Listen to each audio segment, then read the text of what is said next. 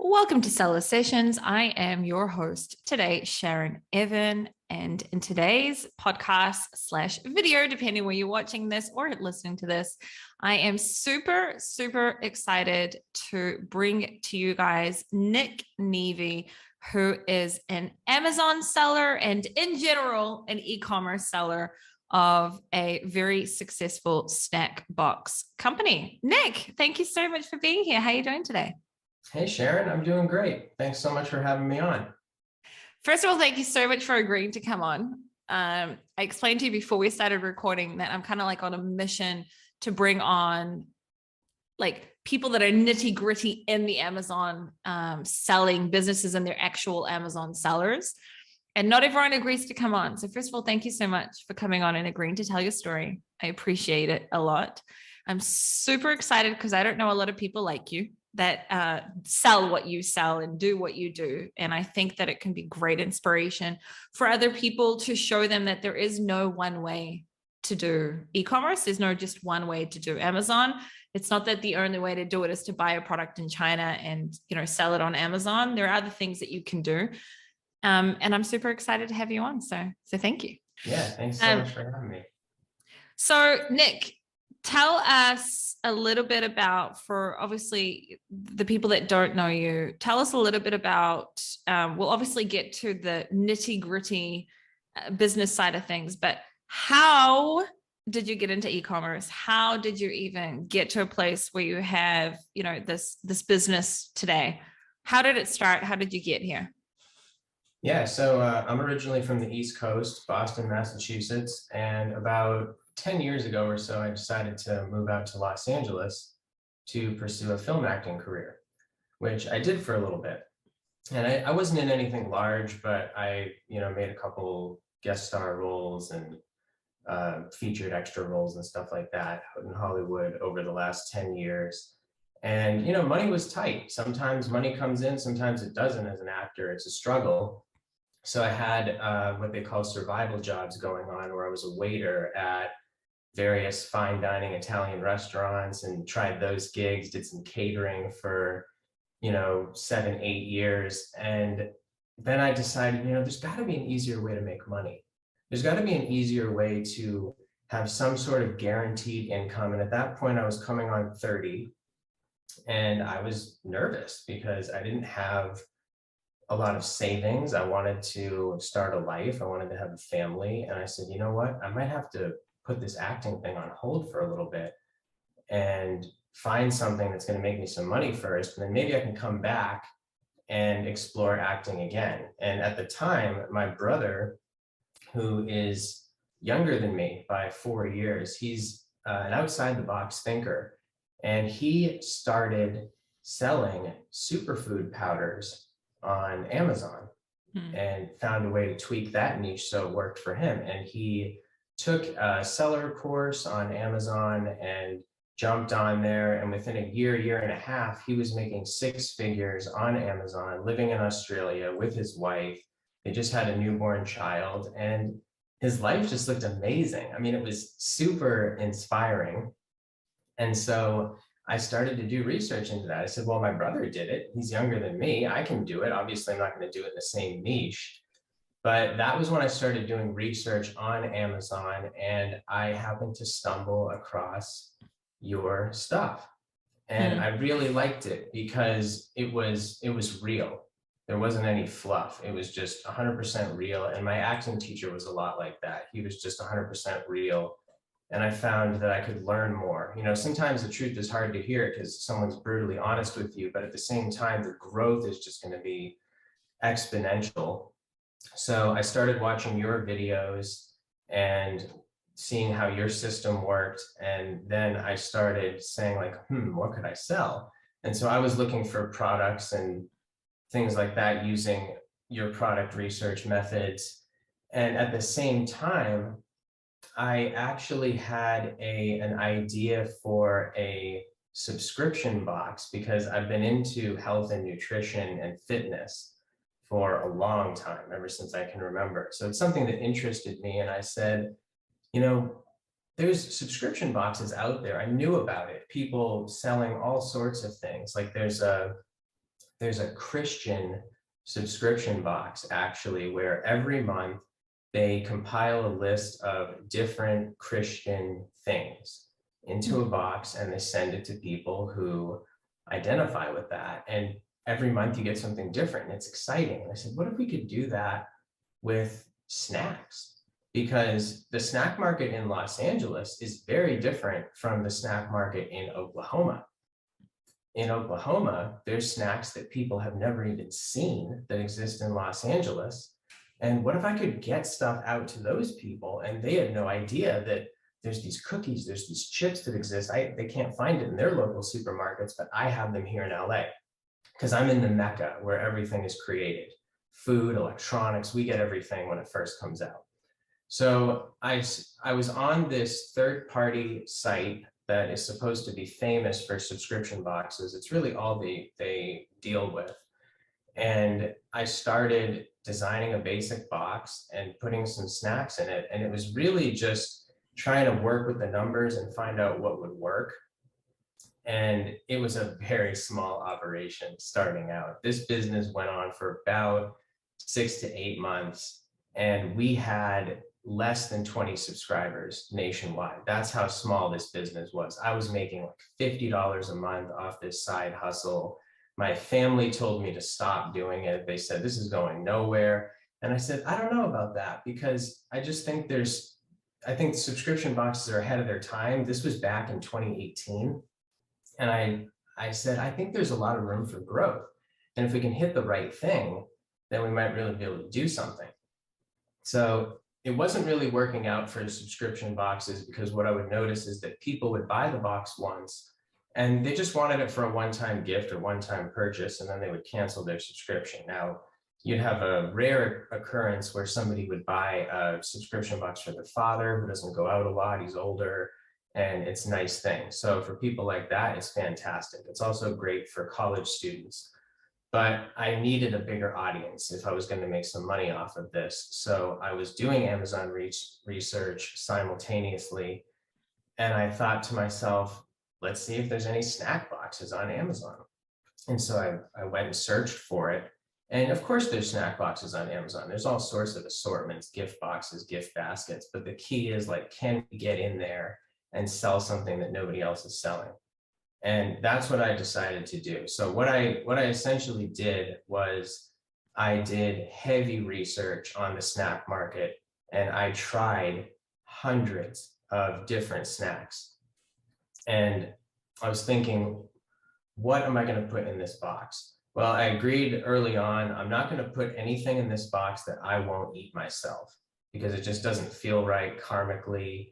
That's not what I stand for. That's not what I'm about. So what do I want to put into this box? And what I wanted to put in the box was newer trending snacks that people hadn't discovered yet, something interesting where people open this box and it's not just a box, it's an experience. You're going through all the different colors, you're going through new brands that you've never tried before, and it's like a goodie bag, but upgraded.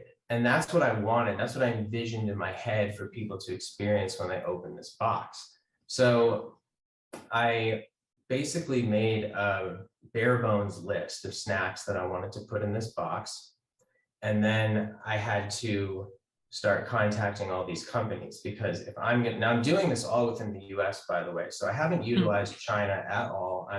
I'm living in an apartment in Los Angeles, and I'm having stuff sent to me. And actually, something like this was able to be done with very little starting capital, because you buy as you go.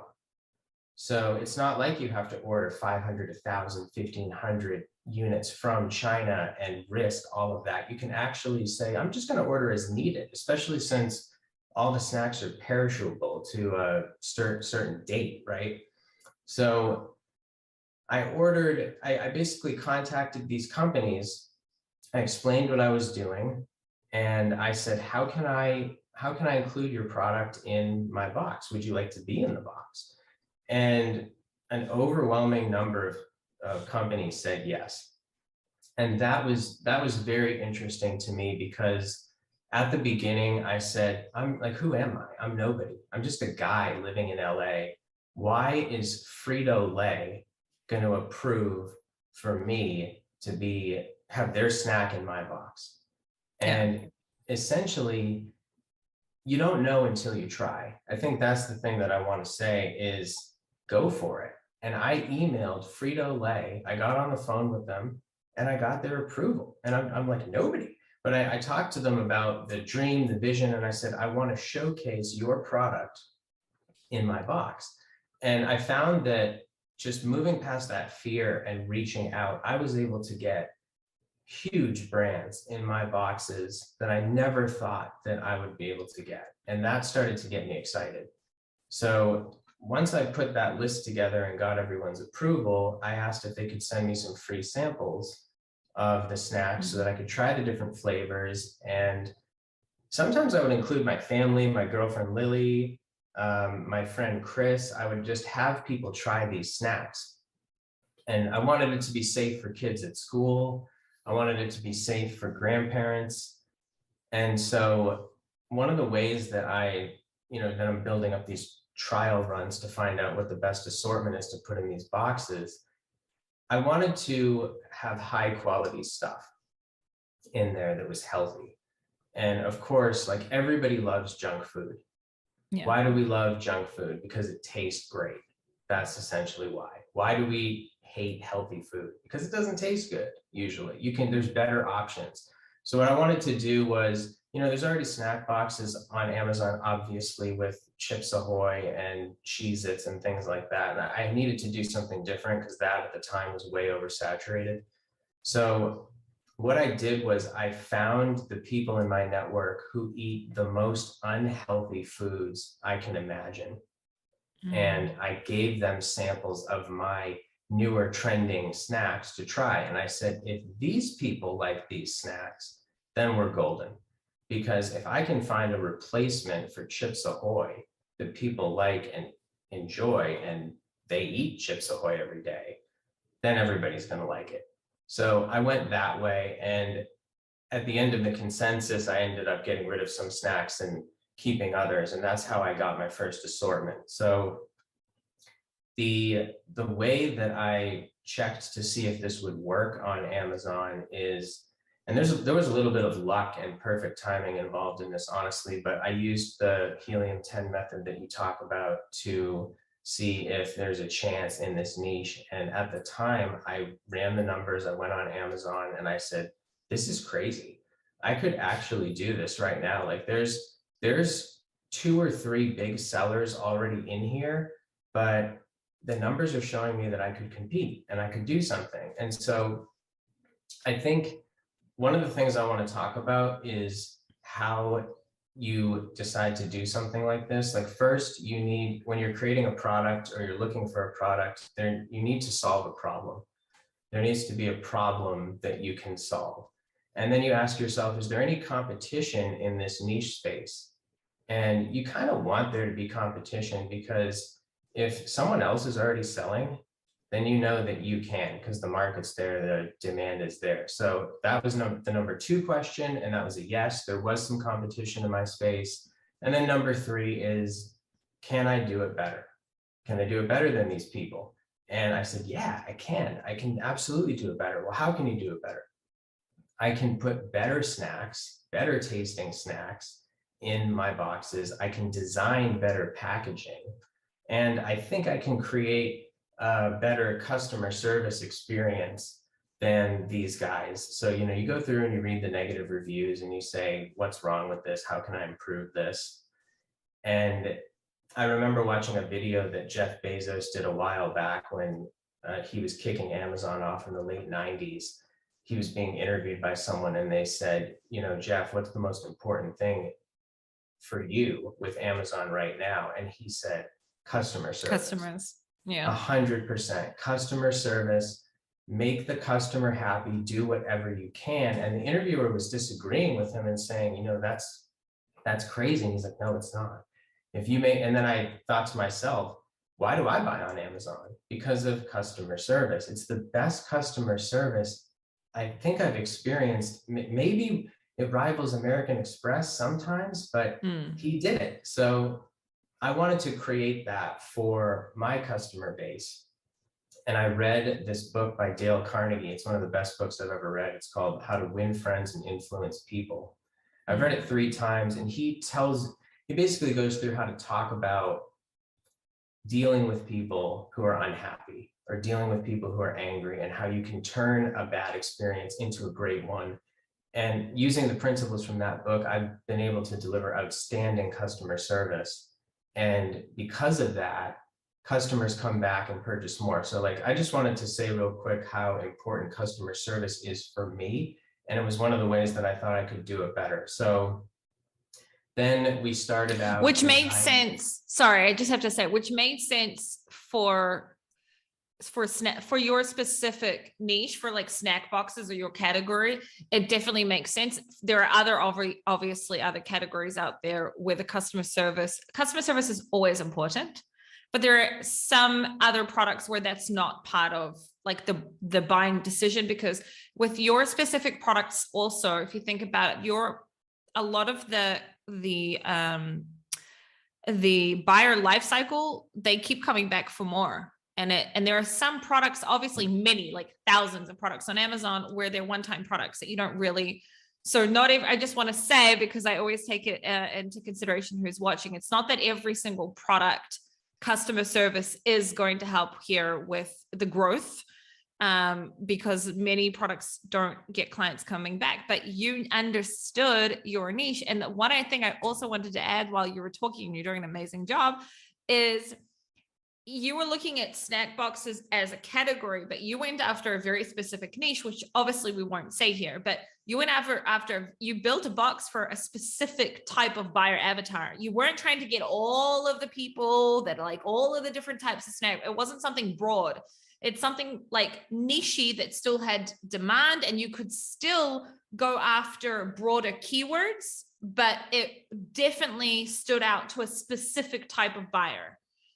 Right. And if we were to give an example, then the example would be, let's just say if there's a category for snack boxes, then your niche was like healthy snack boxes for kids, right? Like that was how niche it got, but not so niche that no one was looking for it.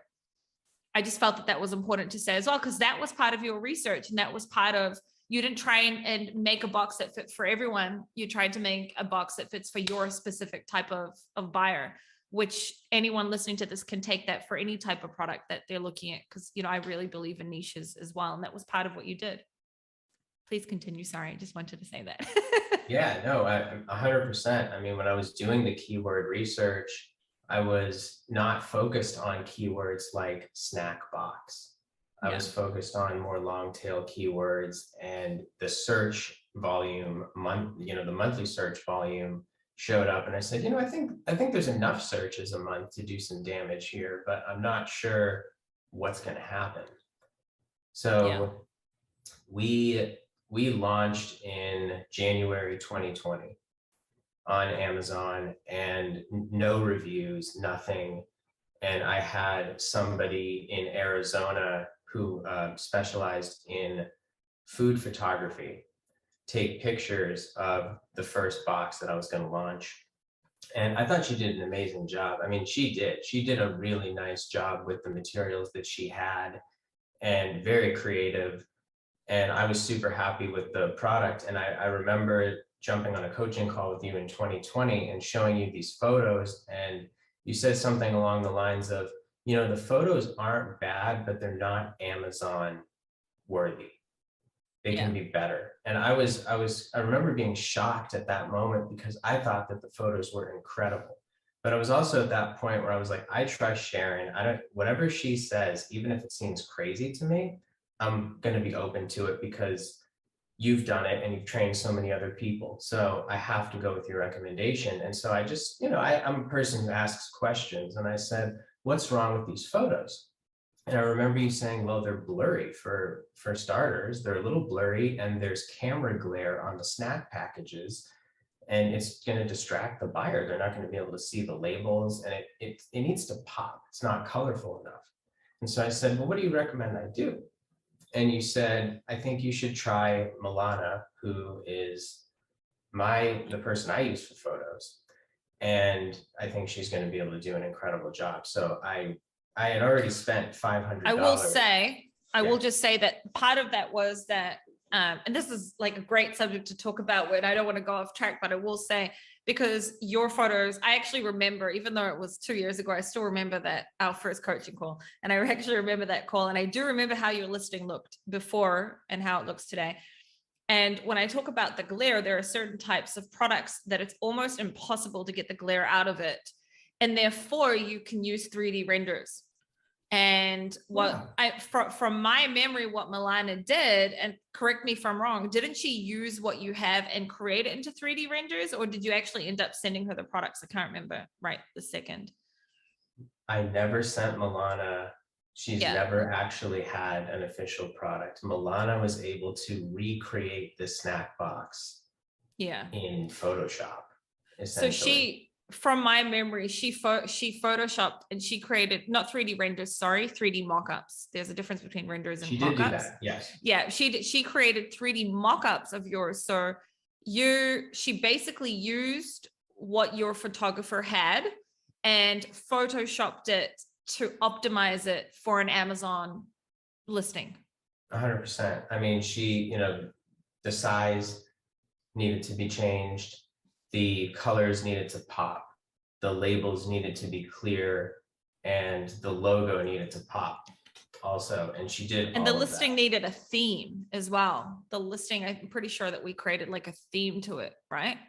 Which fit your like your branding, right? Like, let's just pretend, okay, there's different types of branding. There's, it can be funny branding, it can be luxurious branding, it can be healthy branding. For this specific example, we'll just say that your branding was healthy. So her the colors that we used, everything that was put together, there was a flow from each image. And it was to A, fit your branding, and B, because it's a snack box and the things written on each product is important. Like you said, like we definitely, my guidance was to make it pop, and then you and Milana went ahead and worked on that together. 100%. Yeah, and our theme was essentially luxury. I wanted to create a luxurious brand so that when people get this snack box in the mail, their first experience is, wow, I feel important opening this up. I feel worthy. I feel like someone cares about me and my health and my well-being and isn't just in this to make a quick buck. I think that's the experience I wanted people to have. And so we went around that. The colors, the way that it's designed, everything that we chose was to showcase that. It's amazing hearing you say this, by the way, just so you know.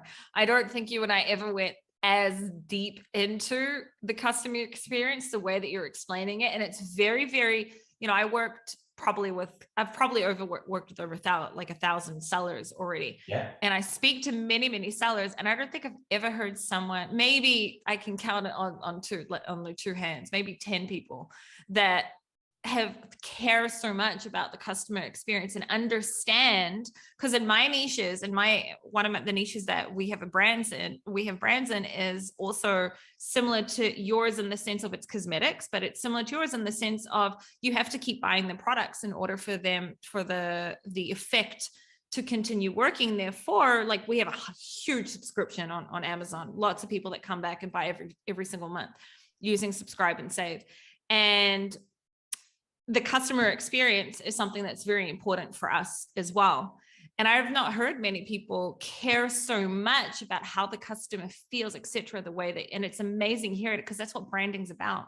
So I'm sitting here in awe of you. So sorry, continue. Thank you. I mean, it's just how I want to live. It's just, I want to be a person of integrity.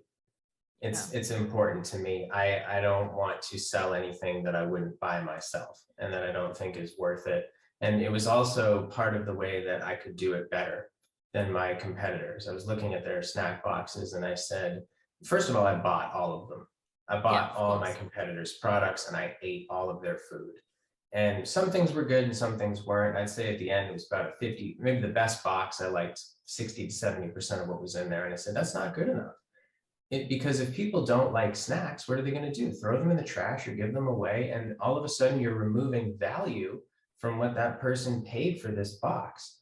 So my goal was I want them to enjoy everything in the box. And at worst case, maybe one or two things they didn't particularly care for or they couldn't eat. And that was the whole dynamic of it. And since we've launched, I've paid attention to the reviews and customer feedback. And I noticed some of the snacks that I put in there were not enjoyed as much as I thought they would be. And when you see customers commenting about the same snack over and over again, saying like, oh, this wasn't good, or I didn't really enjoy this, then that tells you we need to change that out. And since I launched a little over 2 years ago, I've redone that particular box 3 or 4 times now to just perfect the assortment of snacks in there. And each time I redid it, I noticed less complaints. You know, I think that so we launched in 2020 and we came out with a bang. I actually started out as a FBM, fulfilled by merchant. I didn't even go FBA for a couple months because I just wanted to see what would happen. And I didn't really explore the FBA thing. So we were selling a couple boxes a day at the beginning with almost no reviews. And I was taking these packages to the post office myself. And then things started to ramp up and, then COVID hit in March. Wait, what happened after you changed the images? We didn't say what happened. So you changed the images. That's right. So the images were changed before coronavirus. And I remember you saying that when you change these images, once Milana is done, your sales could double. And I said, that's wild. I can't even, that is worth pretty much any amount of money to me. And so when we put the new pictures up, within a week, my sales had doubled. No joke. I was, we weren't selling tons of units back then because I only had like 5 reviews on the listing, but it was noticeable. And we started to gain traction and move up. I was on page 3, I think, or 2 or 3 of Amazon. And within our first month, we were on page 1. I knew that it was possible at that point. I said, people are ordering, it hasn't gotten kicked off. We've been selling for a couple months. So let's go with it. And then coronavirus hits in March. And it was like a kickstart to this thing, because all of a sudden everybody's ordering from home. And, jumping back a bit, like I knew that e-commerce was going to take off in general because I stopped shopping in department stores in like 2015. Yeah. And I said, why would I do that? I can buy things online. Everybody else hasn't figured that out yet, but why would you get in your car and use gas and drive all the way to the store when you can buy something online, try it on, return it if you don't like it, all from your house? This is going to evolve into a way that everybody's going to live because it just makes sense. It's easier. Humanity is moving on the path to an easier, more convenient way of living.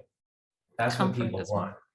And coronavirus just expedited that for people because it forced them to do that. People were ordering things they never ordered online before in their lives. And now they're doing it. And they realized, wow, this is actually kind of convenient. That's one of the good things that came out of, just a horrible situation. But when that hit, it just expedited sales and reviews, and everything was now moving at 2 or 3 times what I was dealing with at the previous time. So now we're selling 15 to 20 boxes a day, and I can't keep up. Like I'm going to the post office like this. And so I got a friend of mine on board. His name's Chris. And he agreed to help. He'd come over and we were packing together. So now there's 2 people on the team. And then from there, we switched over to FBA, where we're now shipping boxes to Amazon, and actually found out that with FBA, we were making more money because Amazon can ship for cheap. And shipping from your house is expensive, but since Amazon can ship for like $4, where it would cost me $8, all of a sudden, now I have more profit that I can put towards marketing and things like that. And it's also easier. How complicated, you just said it was also easier, but how complicated, because I know that people listening to this may want to ask this question. How complicated is it to get consumables onto Amazon, and how hard was it for you to get the snack box onto Amazon and FBA specifically, seeming that there are expiration dates and possibly stuff could melt and things like that? Yeah, so a lot of it is trial and error, but I would sit down and just think through everything before I did it. And a lot of it really was trial and error. You're trying to think of, well, how much stock do I send to Amazon? When does this expire? When is this going to sell out?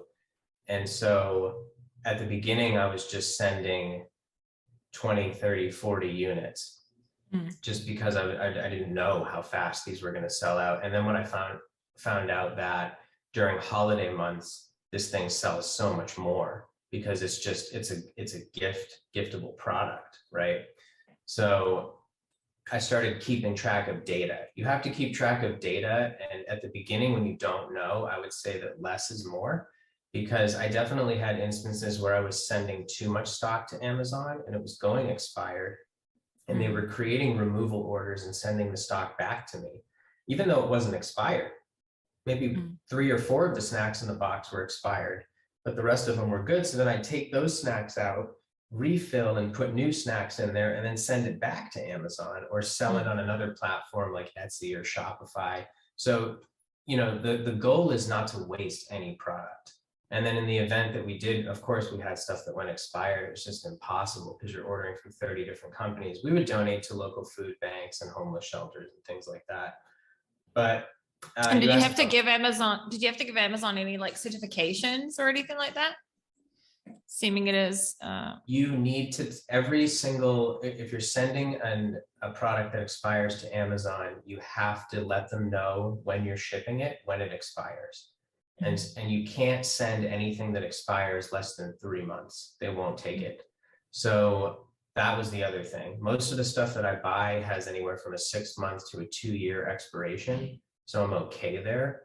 But what I would do is, depending on what I was sending, look at the soonest expiration date and then plug that into Amazon. And that way, if it goes expired, they will separate it and then send it back to me. So out of the entire history of my selling experience, I've only had 2 or 3 customers say that they got an expired product in their box. I mean, it's gonna happen. It's happened with all of my competitors.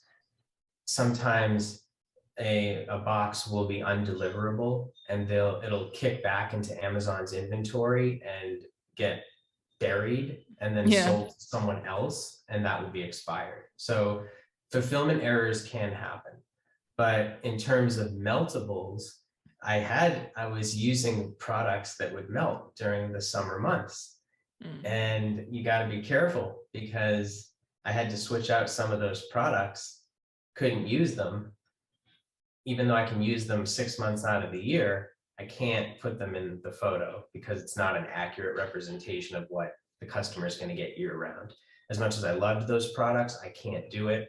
We do still have the subscription portion of the business active. And so I will use those products, in the months that they can be used for that. But yeah, it's very much trial and error when it comes to sending, and especially with FBA, because you're no longer in control of the box. They are, once it goes to them. Yeah. Did you think about also things like, I have so many questions on this that popped out while you were talking, but the one question is, your box itself, like the actual packaging, does Amazon sometimes stick a label on it and send it because your product is very giftable? So did you shrink wrap it in any way or anything like that? Or have you not had complaints about that? Because sometimes Amazon won't put your box in another box, right? Sometimes it could send it like that. Or have you not had issues with that? I saw them do that with one of the competitor products when I ordered it one time. They just slapped the label on top of his box and sent it to me, and I was like, that's not good, because that completely destroys the presentation factor of this thing. And I have to say that I haven't had one person that's complained about it. I've had people Mm. complain that they got a damaged box that had a hole in it or a rip or something like that. And so it doesn't happen very often, but it does happen. If I had to guess why, and every product that I've ever ordered, like if I know somebody that orders one of my boxes, they'll say it always arrives in an envelope or a box.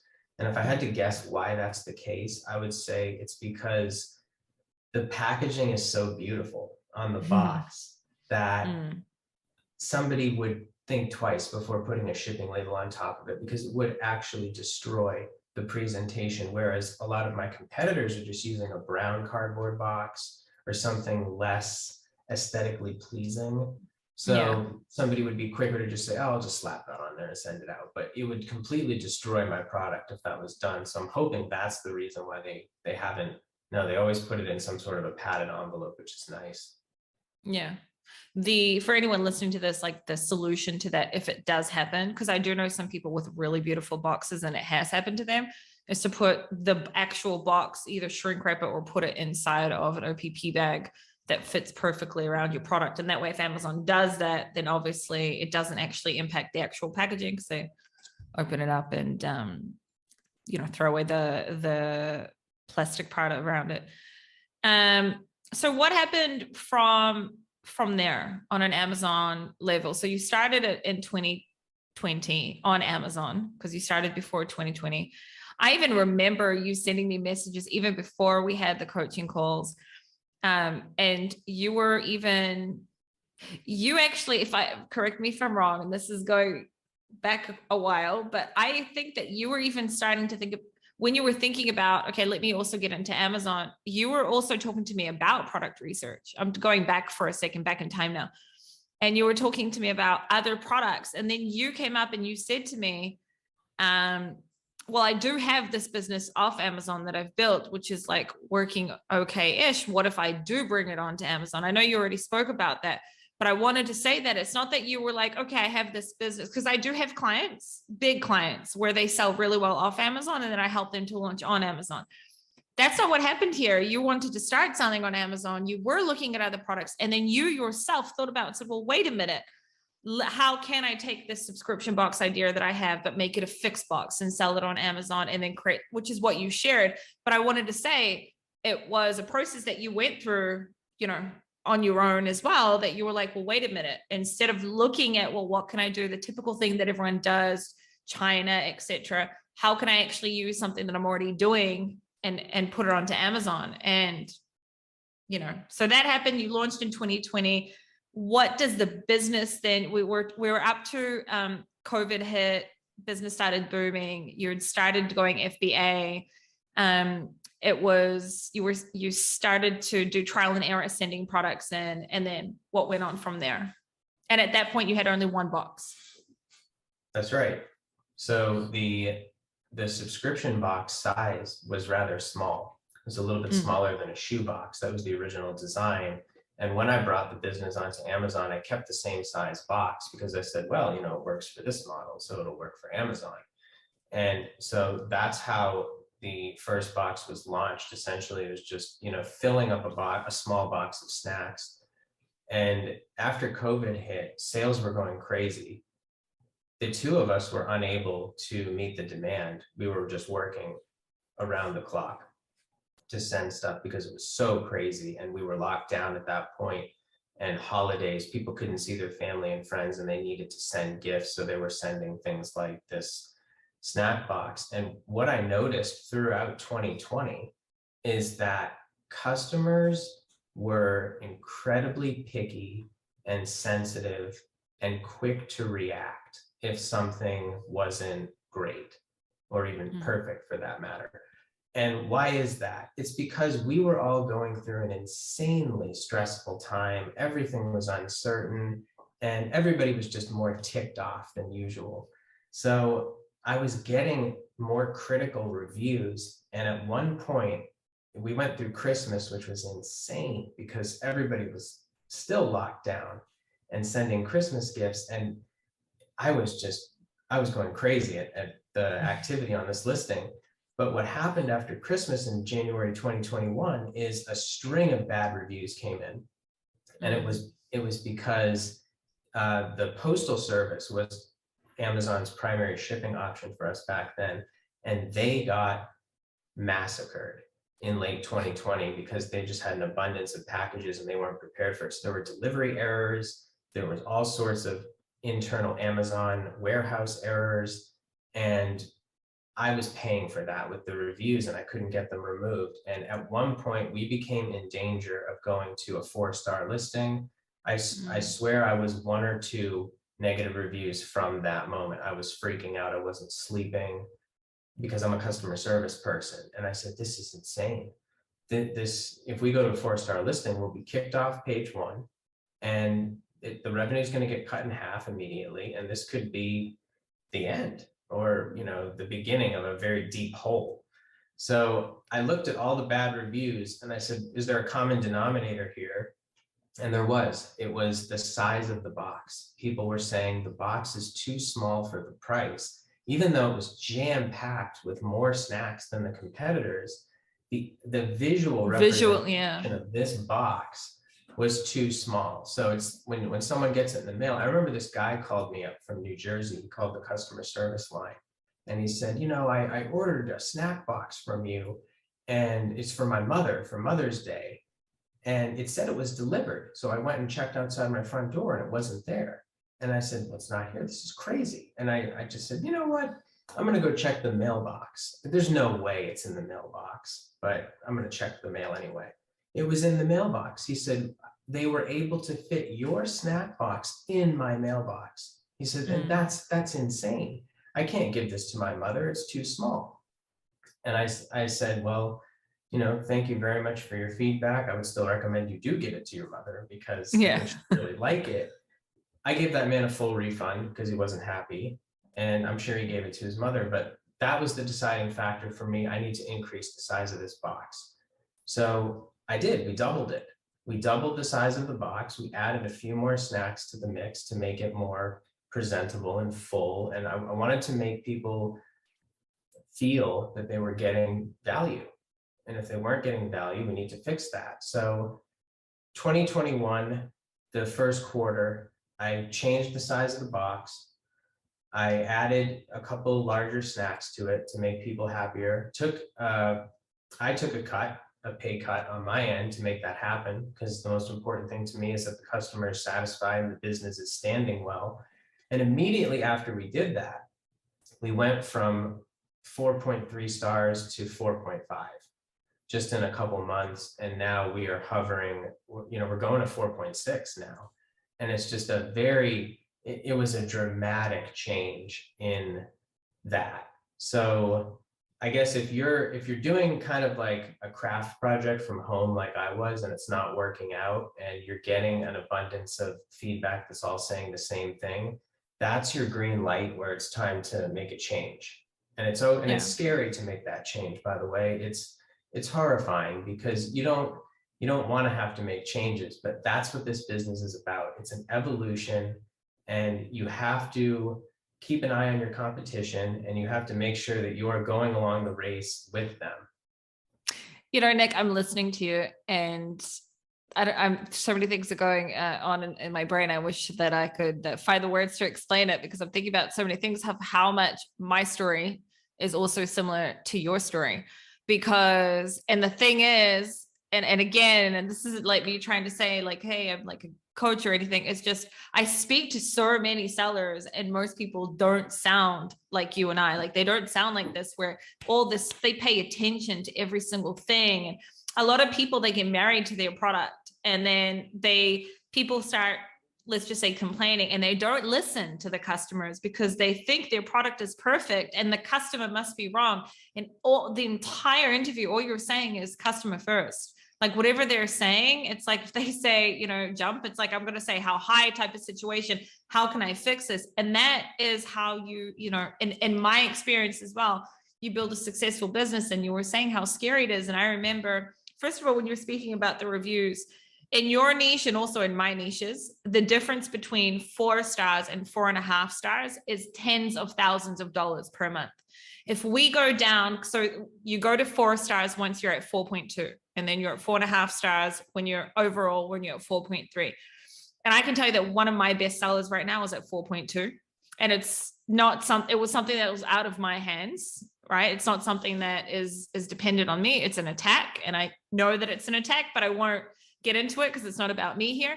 And the difference in sales is tens of thousands of dollars, even though we have like thousands of reviews in my specific niches.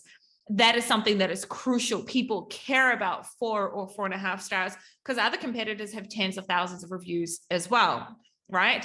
And the same thing is in your niche. And the fact that like you're talking about you're having like panic attacks and etc. Like I remember feeling that way. And I also have gone through that very recently because we went down to 4.2 and like, I've got a plan of attack and we're almost at 4.3. I know we're almost going to get there. But you're also saying, you know, we're almost at 4.6. Someone like me understands what you're talking about because once you get to 4.6, you have room to breathe because you're like, even if I do get a couple of bad reviews, it's going to take ages for me to even get to 4.2. And so I totally get what it is that you're talking about. And one more thing that I wanted to say was about like scared of making changes. I did a rebrand, I think it was about 3 years ago, an entire rebrand for one of our brands, just because of things that were going on in the niche. And if at that time, I started on Amazon, I started selling on Amazon when things were different, where you could get away with, you know, just taking a cup and putting a logo on it and sending it in. Amazon's not like that today. And this specific beauty brand that we had built, the whole differentiation point was the branding. It was the fact that everyone else looked healthy and we looked luxurious. It was completely the branding. And during during the couple of years that had passed, people started copying us. And slowly our branding, which was the main differentiation, wasn't enough. We had to do a rebrand. And I remember how scary like making that change also was. And of course, we also made changes listening to things like customers would say that they wish it came with a little storage box where they could store these things because they needed to keep using them, etc., because they're reusable stuff. And I remember like how important, let's just say what I'm trying to say is our business, that brand would not be where it is today had I not listened to the customers and had I not also taken care of every time the reviews went down. And I'm listening to them just like, wow, I get you. And it's such important, like it's really important things. And by the way, not every niche on Amazon is as review dependent as yours and mine. Right? For us, like there are some products out there where if you go down to 4 stars, it's not tens of thousands of dollars difference in sales. But you and I are in niches where our products touch people's skin, your products go inside of people's mouths. Like it's crucial in our niches. So I just wanted to chip in there and be like, I so understand what you're talking about. And just listening to you on the whole customer side of things, like it's amazing. Like you're just a perfect example of, you know, how you do things properly. Yeah, I mean, a smart seller recognizes that you are in business because of your customer. These people are not obligated to give you their money. It's not free money. They're paying for a product or service. They're paying to solve a problem. And if they're happy with the result of spending their money on your product, they're going to come back and buy it again. They're going to recommend it to people. If they're not happy, they're going to spread bad news to their friends and family. And then those people are not going to buy your product. They'll buy someone else's. So the only reason why any of us are successful is because of the customer. And once you get that, it's, even if the customer's wrong in your eyes, so many times I would just say, people would say, oh, this is overpriced. And I would say, well, I actually disagree with that.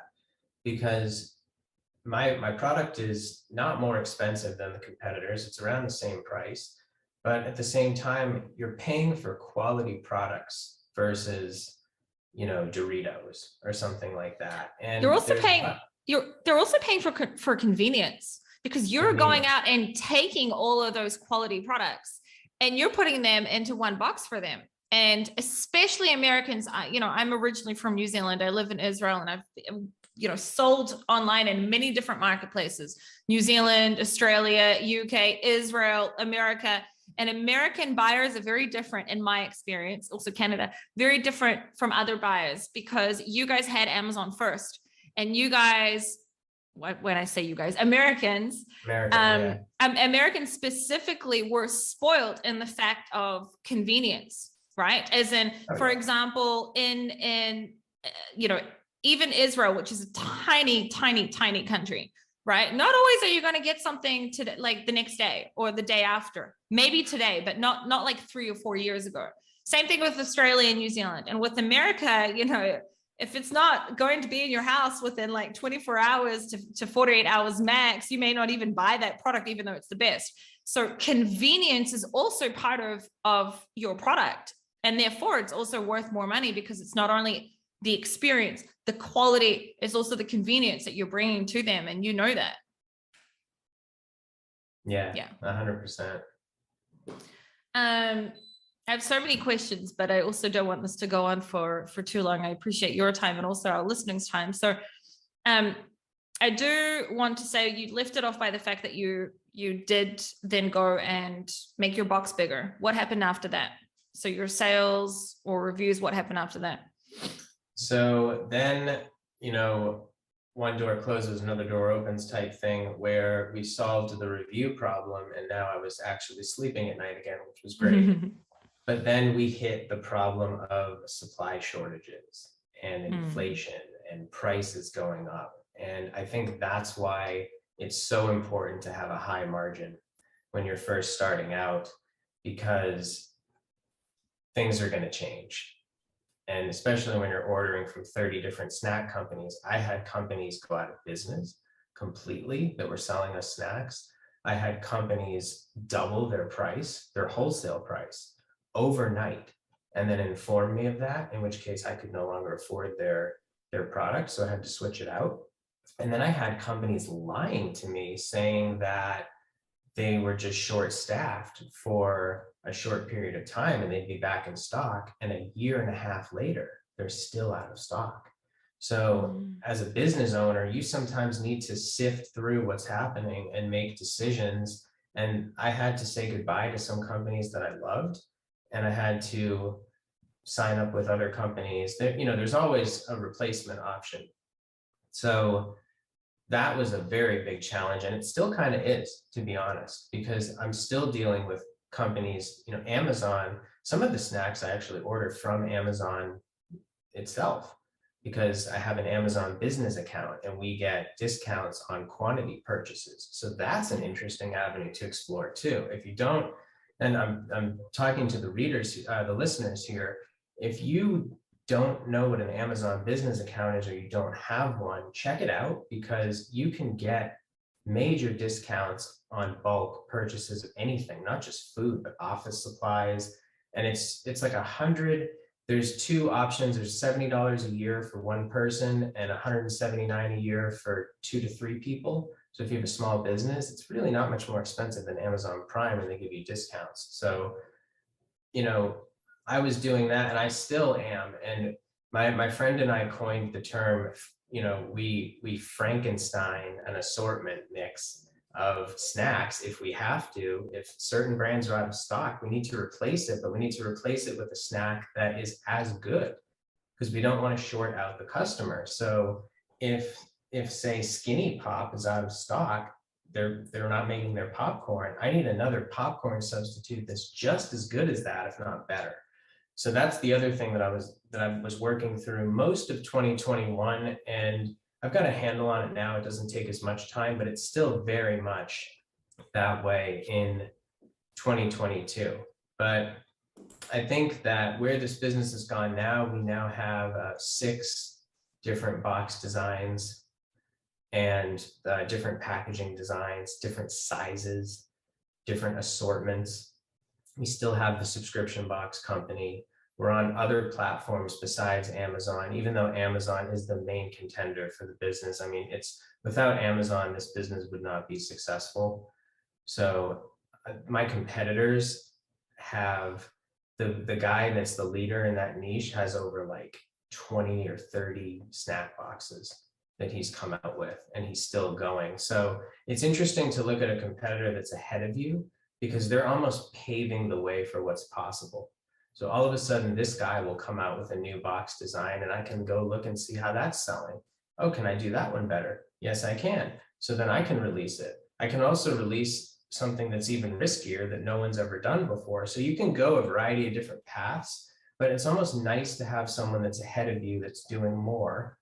And interestingly enough, this guy's story is the same as mine. He started in an apartment in Los Angeles with 6 or 7 roommates, and now he has gigantic warehouses all over Utah, and he's a multimillionaire just doing this, which is crazy. So when you have somebody that's ahead of you in the competition, it shows you the growing potential of your business, and it also shows you what somebody else is capable of doing. And since I've launched, we went from being in 4th place, which was the last place in our niche, to now between 2nd and 3rd place, depending on the month. And I do believe that we will eventually overtake the 2nd place person, who has been in business since 2015. So this person's been in business for almost 7 years now, and I've only been in business for 2. And I'm looking at the numbers, and I believe that we will overtake them within the next 2 years. And why is that? It's because of customer service. It's because of utilizing software programs like Quantify Ninja to get reviews and to request reviews from customers in a legitimate and legal way. You're doing things that people don't know. I've never spoken about Quantify Ninja on this podcast. It's I didn't even remember that you used them. Quantify Ninja was something that I used for years. But yeah, sorry, continue. I was just like, hey, I've not even spoken about that on the podcast. Great software. So using that you were saying for reviews. Yeah. Yeah, 100%. The guy who's in the 2nd place spot in our niche has more reviews than I do, but my reviews creep up on his every single year, and he sells more units than I do.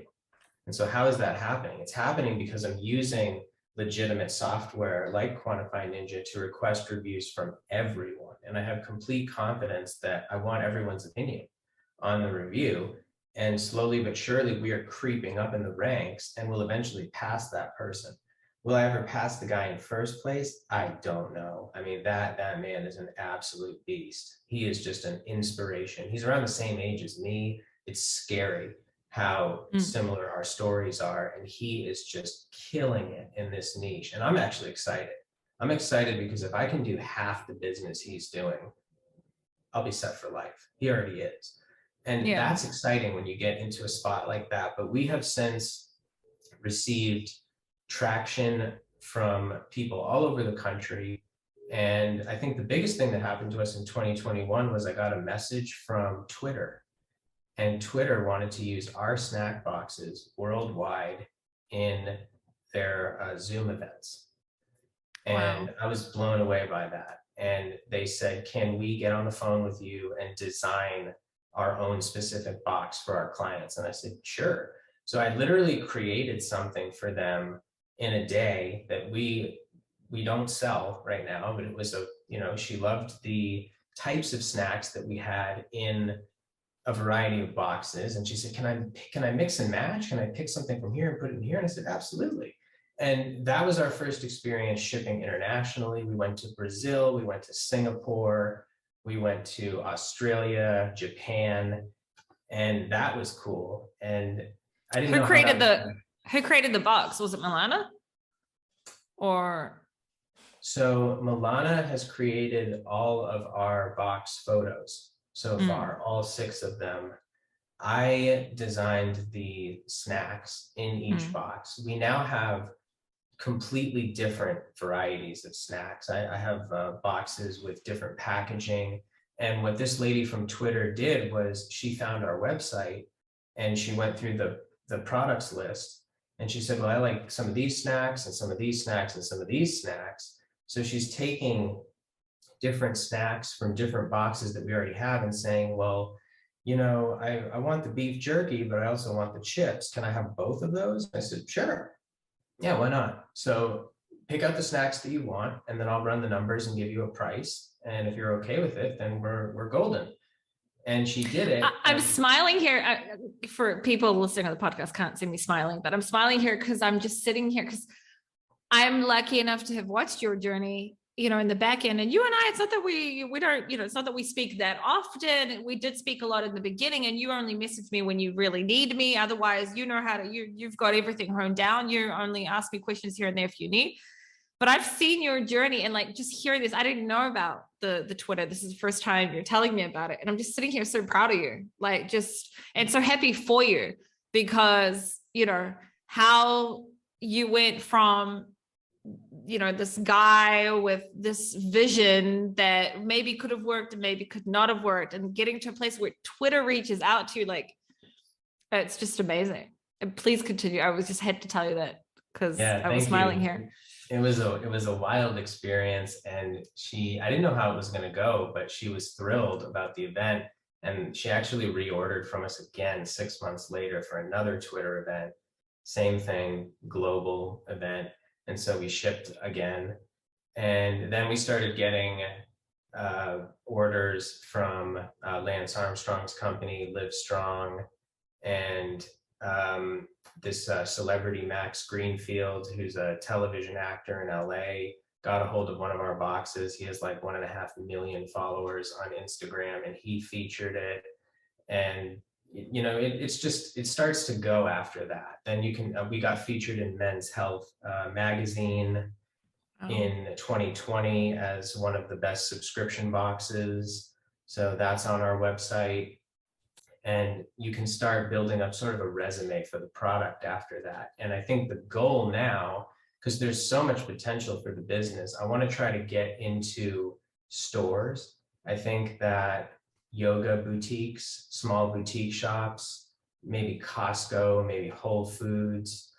I've also had the idea of putting the box into hotels or Airbnbs as a welcome gift. So smart. People. So smart. So there's so much you can do with it, but our team is so small right now that I'm actually currently in the spot where, I've moved to Austin, Texas now since living in LA, and I'm moving the entire business here because it's better for tax reasons. But also I'm looking to build a warehouse here in Austin. And once I do that, we're going to move everything under one roof, because right now I've got 2 separate locations. I've got a location in California, a location here. I want everything under one roof. Once we get organized that way, then I'm going to go about expanding further and developing more boxes. I have like 10 box designs in my head that I'm going to be doing this year. We're going to be doing all sorts of stuff for the holidays.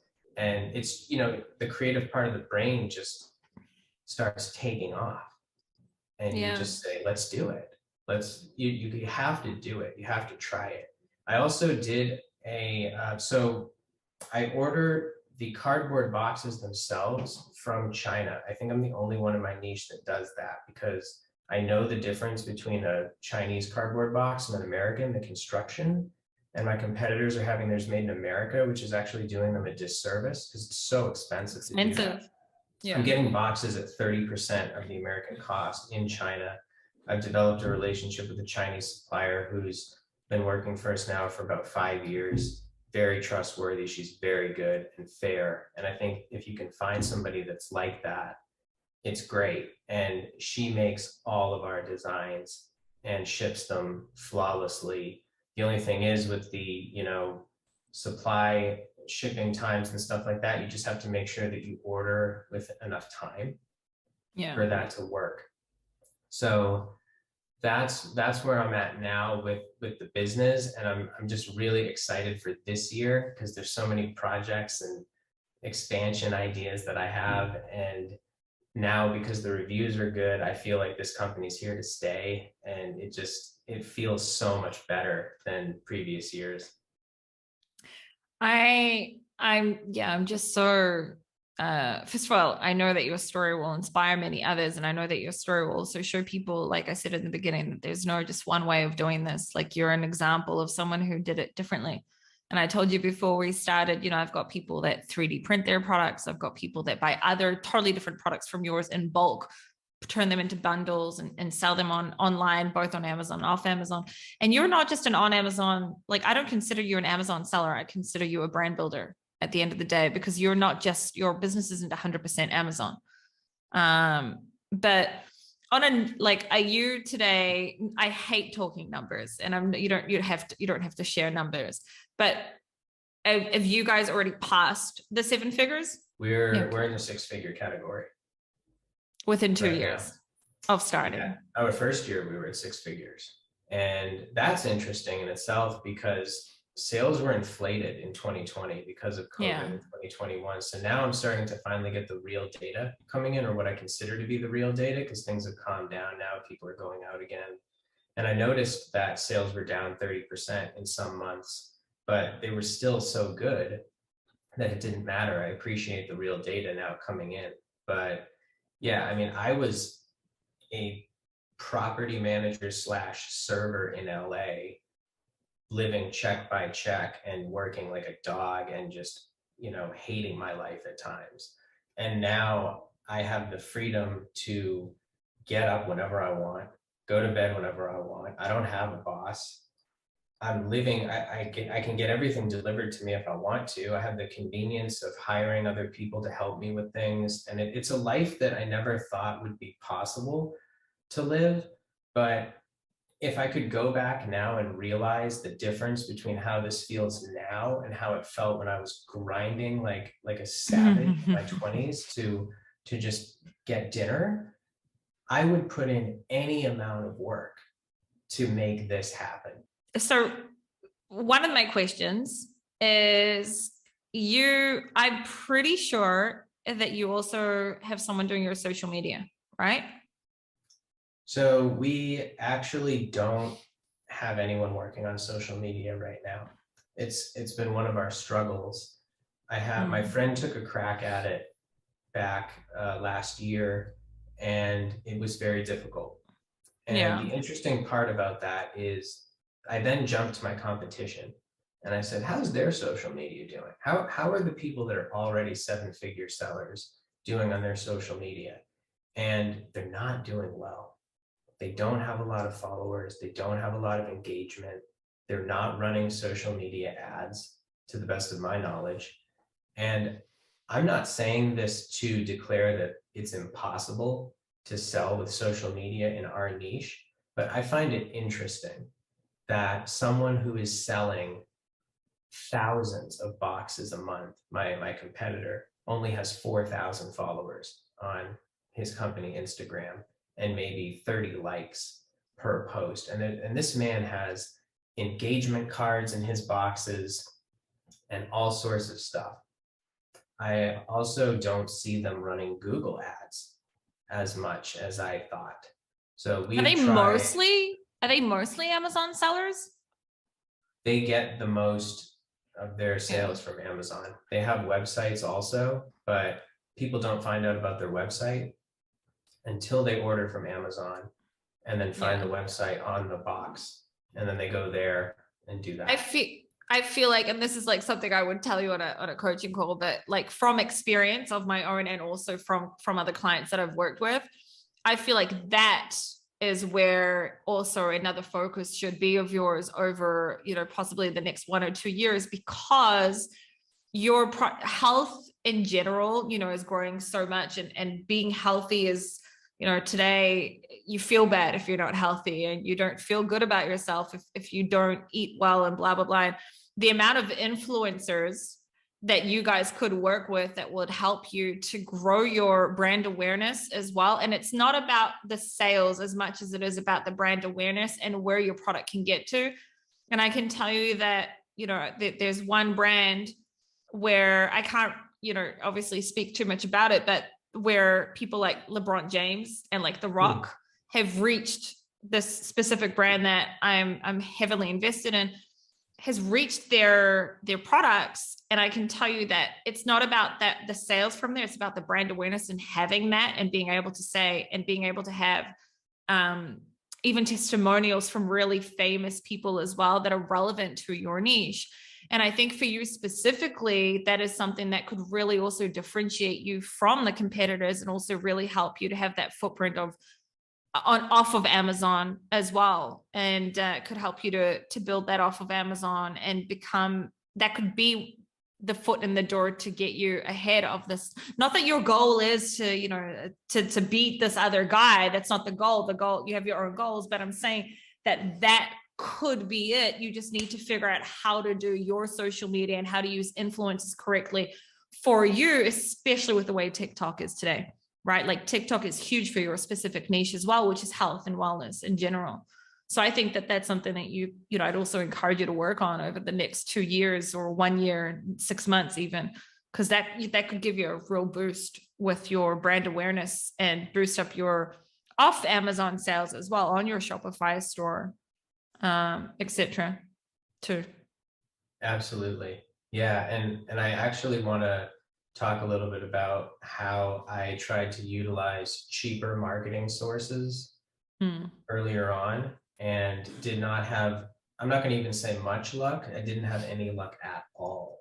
And it's because I tried to take a shortcut on marketing and hire somebody who was at the basic level, or really, then there was a part of me that was scared of spending thousands of dollars, because I said, this is crazy. You know, what if it doesn't work out like all the other times? And the biggest company that we tried to go with was Pinterest. I thought this product would kill on Pinterest, and it didn't. And that's something that I've been working with for a while now. I've been trying to go through different excerpts in my head saying, why didn't this work out? Because we spent thousands of dollars on marketing. We gave them that high budget and we got nothing out of it. And it was either because the lady that we were working with didn't understand what she was doing, or it wasn't the right time to do that, even though we were doing it towards the holiday months. I mean, we maybe got a few sales out of thousands of dollars in marketing, if any.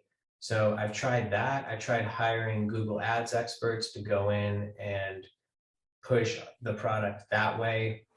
That hasn't worked out so far. So all this trial and error has showed me that you can't cut corners when it comes to marketing, just like you can't cut corners when you're designing photos. And now we finally have the capital to risk with more intense marketing and things like that. And maybe the acting experience is going to come back now, because we can do videos. I know how to shoot things like that. We can do our own stuff. And so, yeah, as soon as we get the warehouse set up and everything organized under one roof, that's going to be when the marketing phase is going to kick off heavily. But I'm actually looking for some marketing services now, and I'm going to start interviewing people to do like what you recommended: social media, YouTube, influencers, and maybe take a crack at Pinterest again. We'll see. Yeah. First of all, when we get off the call, I'll give you some of my own tips on how to do that. But I will definitely say that I believe that for your specific brand, like influencer marketing is where you'll find, and again, like this is from experience, is also working with other people that are similar to your category, not your niche, not snacks, but like in general, health and wellness, because influencer marketing there and just working with influencers, it can give you a really, really big boost. So like I said, I think that will also, like, it'll be exciting to bring you back in like a year to be like, so how did that go? So you can, you know, show the 7 figures, right? Yeah. Again, it's not about the numbers. I hate bringing up those numbers. It's about like reaching your own goals. You know, I hate that this industry is all about, well, who's a 7-figure and who's not. It doesn't matter. Like I said, like I know a seller who's really well known in this industry that does over 100 million a year in sales, but makes less than 10% profits and has multiple business partners where like how much they actually make is very similar to people that make a lot less than 100 million in revenue a year, right?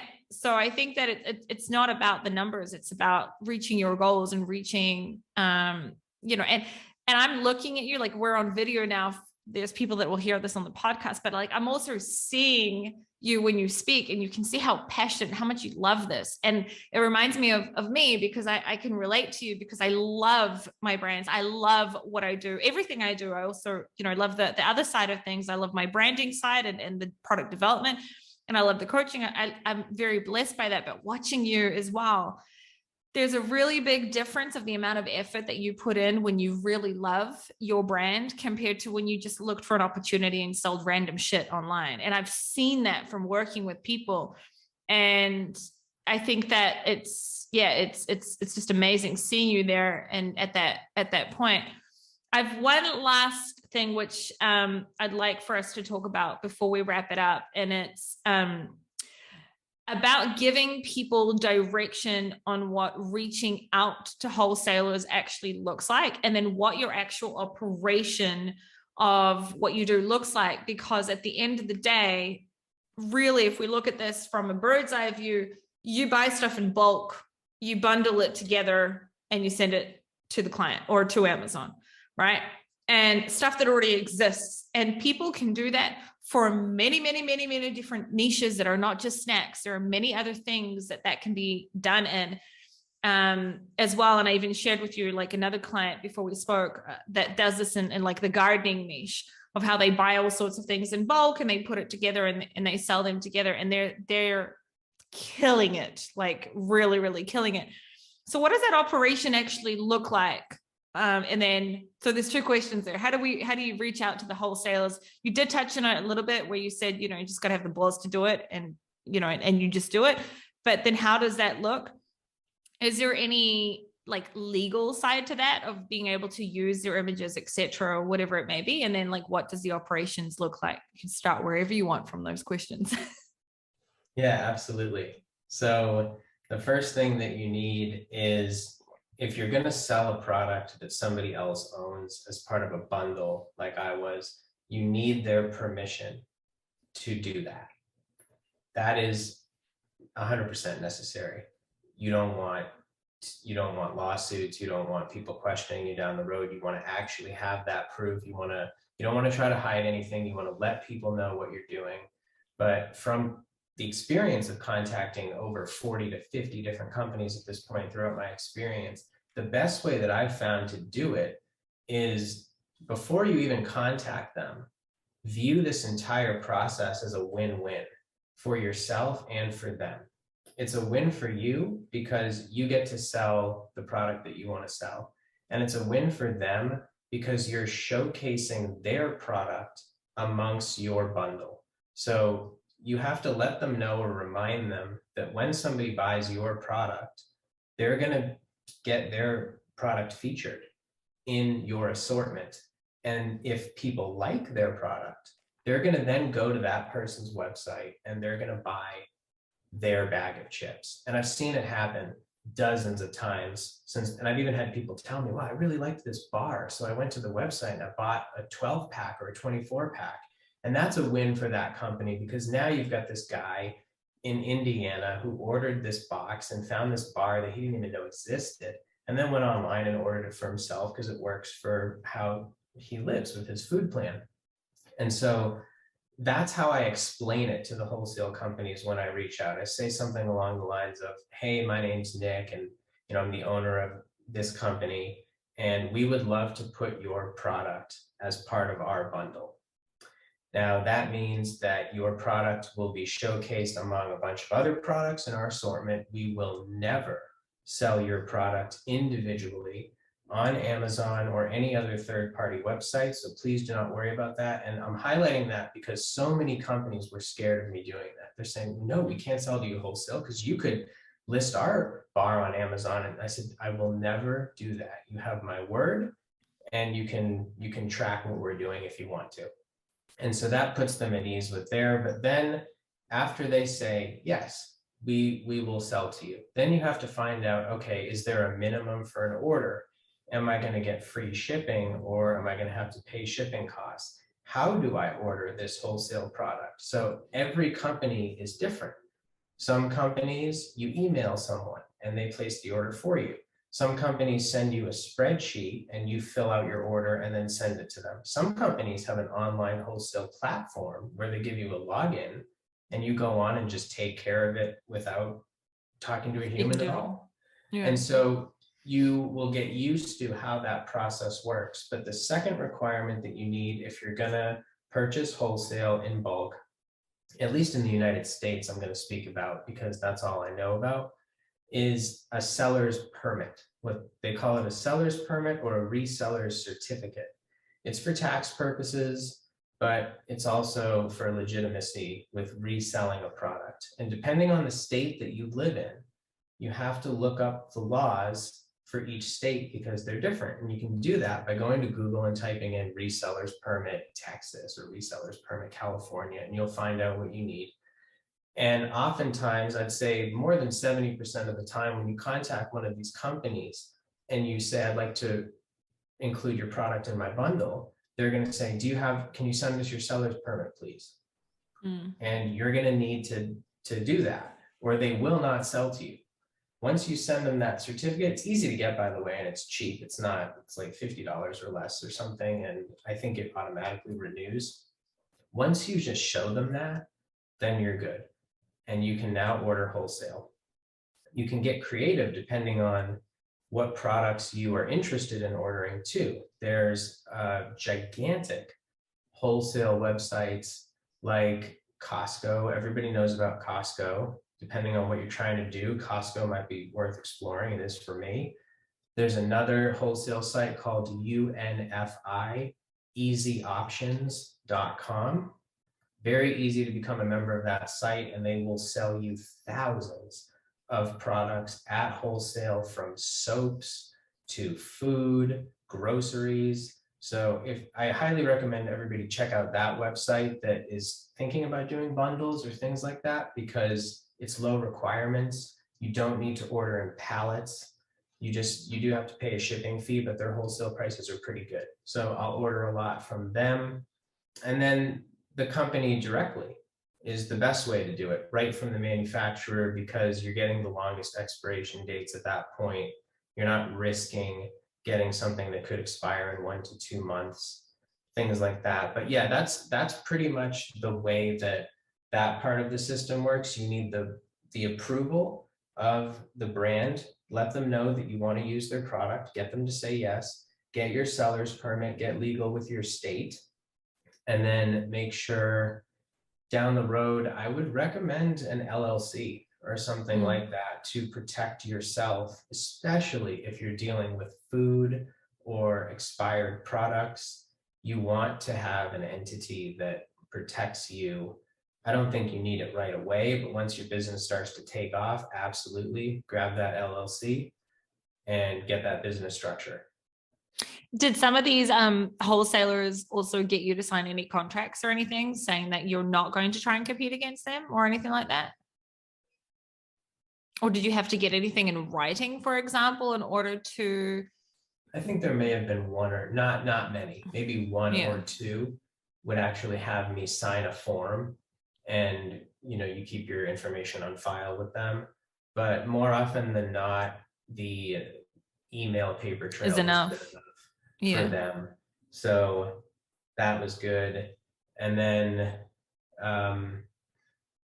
that's pretty much how that works out as far as ordering and wholesale.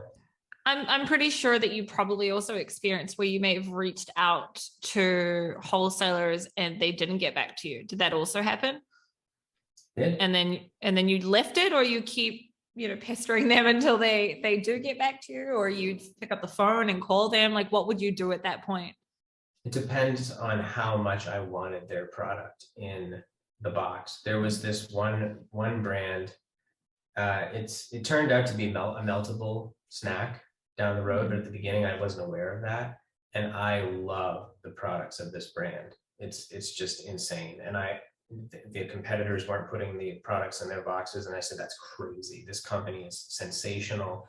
I reached out to them. I talked to the wholesale manager and I gave him all the info that he wanted. And this man just wouldn't do it. He just wouldn't pull the trigger. He said, you're going to sell our products outside of your box. And I said, I promise you, I will not do that, you know, and he just eventually stopped responding to me. Mm. So I did everything that I could without getting to a point where I was badgering the company, because I'm not going to do that. Again, if no is really no, then it's no. And Yeah. it didn't even matter why. Their reason, I didn't agree with it. I was like, these people just don't understand what I'm trying to do. But again, I said, okay, well, they're not going to get the product in the box then, and I'm going to have to find someone that's just as good that will say yes. So yeah, there's two brands I can think of that I filled out multiple wholesale applications. I really wanted their products because it would have just added a fire to the competitive edge, because these are so good. This food is so good, and no one knows about it. No Yeah. one's using it. And they said no. And at that point, it's discouraging. But what you have to realize is there's new stuff coming out constantly in this niche, and pretty much in any niche, right? Yeah. So if one doesn't work out, there's so many new snacks that have come out since I've started that sometimes I'll even drop an old snack and put a new one in there just because it's so cool. And so there's always going to be something. There's I'll tell you, I'll actually list this brand because it's impossible to do it. So Amazon has a snack brand called Wickedly Prime, and they make like plantain chips and things like that, and it's super cheap because it's Amazon, and they can source these things for like pennies. And I love it. It's good food. I tried it, and I actually contacted Amazon, and I said, I would really like to put your product in this box and sell it on your site. Can I do that? And they said, absolutely not. Not. And I said, wow. Okay. Well, I'm not even going to attempt to mess with those people. Yeah. But that was one of the things where I said, okay, fine. Like you don't even want to mess with that. So that's what happens sometimes, and it's going to happen in everything that you try to do. Like you're going to hit stone walls at some point. And I think my best recommendation is, when that happens to you, because it will, take a step back. And even if you have no solutions, or you're having a breakdown, or all the stuff that I went through, because it all happened. I mean, you know, I was in every state that a human can be in, state of mind, that is, throughout the growing portions of this business. If you hit a huge problem and you think it's the end and you don't know what to do, take a step back, go to sleep, give it a week, give it a few days, or up to a week, and just let it sit and know this can be resolved. There is nothing that cannot be resolved. Everything has a solution. Sometimes you just need to allow time and space for that to come in, and you'll be marveled at how it happens. So I just wanted to call it, first of all, it's amazing you said that, because I say everything is figure outable. Like you're always, you know, being a business owner and being an entrepreneur in general, you have to be extremely resilient. And it's like a word that people are sick of hearing me say, because I say it so often, but it really is the truth. Like if you're not resilient and you are not a problem solver, and you're not able to handle the amount of mental states that these types of businesses are going to put you in, you won't make it. You won't make it. And then it's not for everyone. It really isn't, because not everyone can handle things, you know, to that degree, especially when you're on Amazon. A lot is outside of your control as well. Right. And so I have like two more questions, and then we will wrap it up. And like I said, but the first question was obviously about the operations, but that you can answer that after. What was your biggest challenge with the success side of this? And I'll give you an example to why I'm asking this. When I asked, for example, another seller that I had on my channel, at least, Carrie, and I said, what was your biggest struggle with the success? Her answer was cash flow.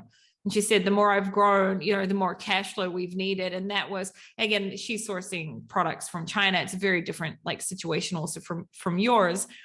And that was one of her biggest struggles, was the amount of cash flow, because suddenly you have to put in like $150,000 order. because of the amount of lead time, et cetera, and things like that. So what has been your biggest struggle with the success of this business? It's a tough question that sometimes you got to think about. Yeah, I think I'm going to have to list a couple things all on the same level, because two or three are popping into mind. Cash flow actually wasn't one of them. And the reason why it wasn't one of them is because it was rare that it's not. I totally understand how it could be for somebody, and it will be in most cases. For me, it wasn't because I'm buying as I need more stock. I'm not stocking up at the beginning. I did have a problem with cash flow at the end of 2021 because of supply shortages and inflation, and I had to pay to airship a bunch of boxes, and it cost me a lot of money, and I actually drained the business savings account to make that happen. And the reason why I'm just kind of touching on that for a second is because if you have a business, have a savings account, please. Like, have reserve money for emergencies, because this was one of those times where I would have been screwed for Christmas, which is our biggest month. If I didn't have this money, I would have had to take out a fast loan. My credit cards were already racked up because I've been charging snacks, like crazy. So if you can have a savings account or have some reserve money for emergencies, super good idea to do that. My biggest problems were with customer reviews and staying on page one, because my competition was so cutthroat.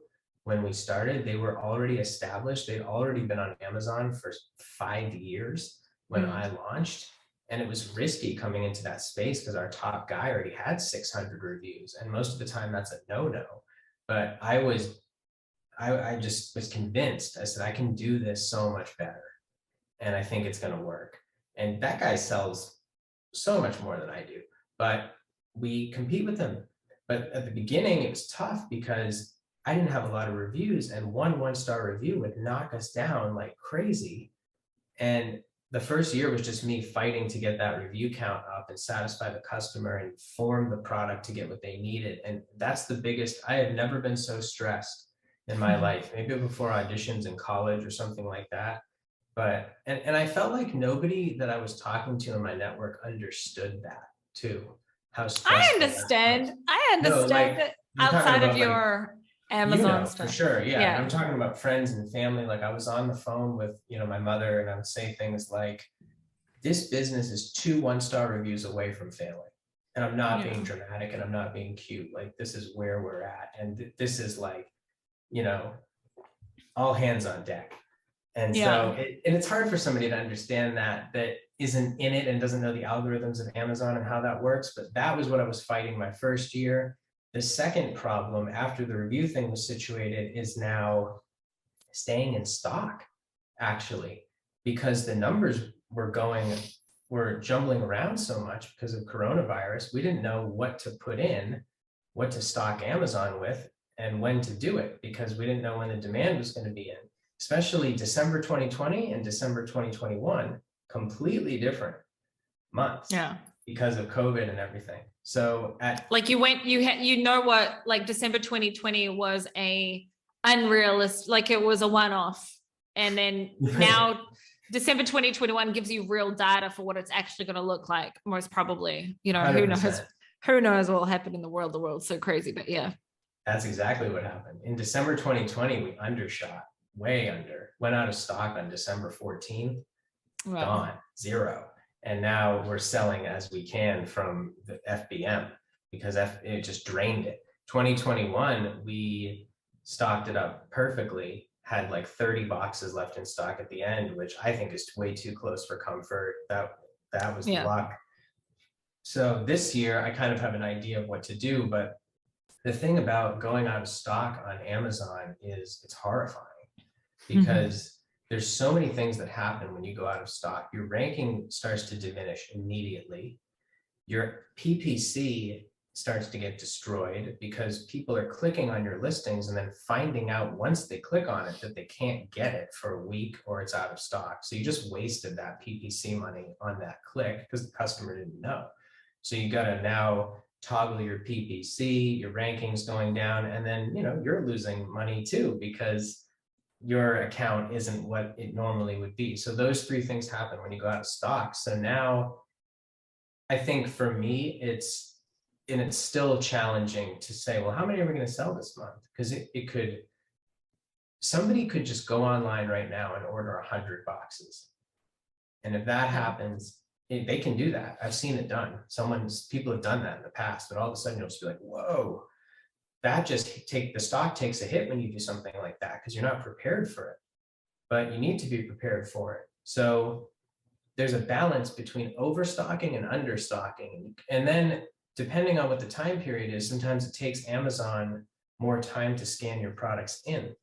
So I recommend seeing how long it takes for them to scan one of your products in from the day it leaves your house to the day it becomes available at Amazon. For me, it's about 10 to 12 days, which means if I send something out today, it's not in stock on Amazon for 12 days.